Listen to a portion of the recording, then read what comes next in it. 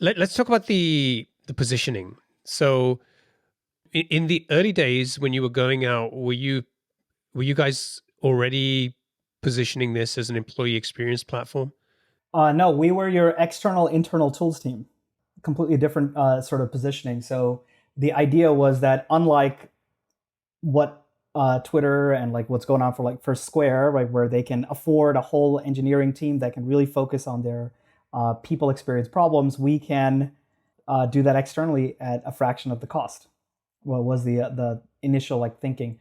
Now that really only applies, and the total market of that is like extremely tiny. It's the companies that at any given point are at the cusp of investing in such a team, which we have gotten customers like in that realm, but that is just not the point of entry that really massively scales.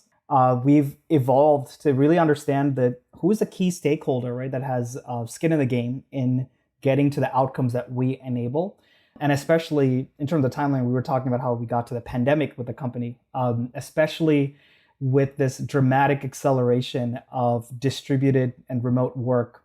There became this whole new set of problems that were pretty obvious to a lot of companies now around how they need to have a digital hub for the company if they don't have a physical hub, even if it's temporary, in a way that helps unite their company.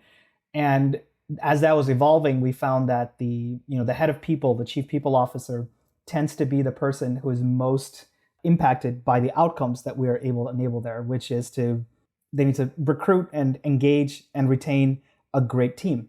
And the retain and engage part is really what we're all about and what we're like focused on. So we really focus in a more laser focus in on that persona, and that helped us with our just our messaging.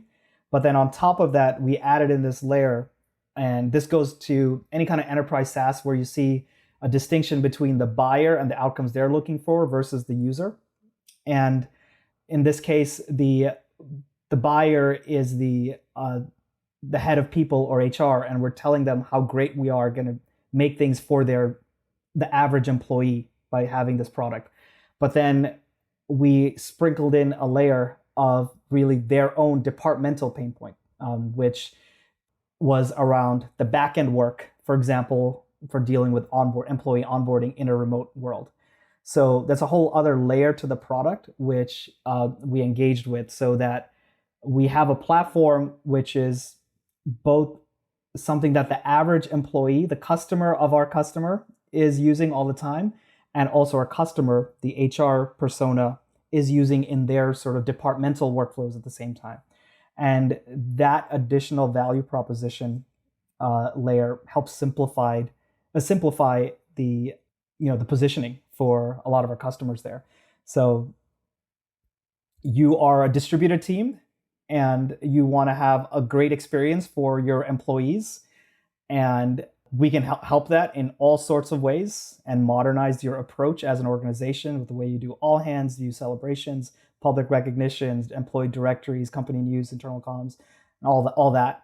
But also, we know that you are probably using spreadsheets or task lists today, spending X hours in onboarding and all these other workflows, and we can save that for you and let us at least show that for you as a starting point. And that second piece to it helped us accelerate the just traction in the marketplace.